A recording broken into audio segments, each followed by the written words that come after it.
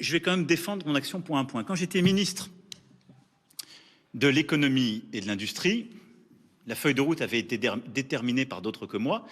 J'ai montré ma confiance dans le nucléaire, à une époque où j'étais plutôt minoritaire.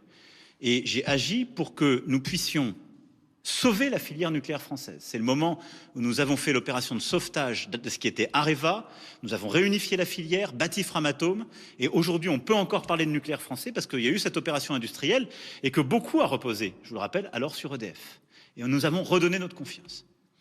Ensuite, élu président de la République, je vous le rappelle, le peuple souverain avait voté une loi qui était la réduction de 50% du nucléaire à horizon 2025.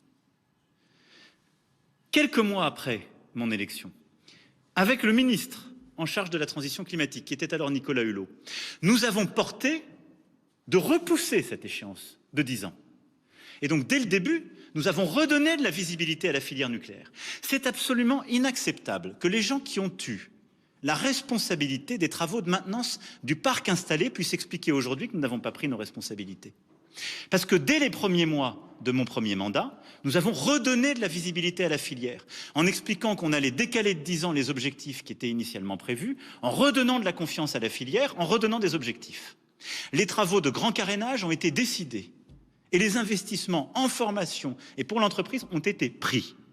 Donc chacun à sa place doit prendre ses responsabilités. Pour ma part, je les ai prises.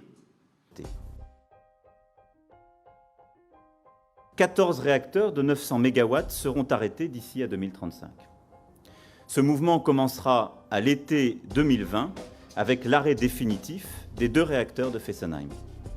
Restera alors à organiser la fermeture de 12 réacteurs entre 2025 et 2035.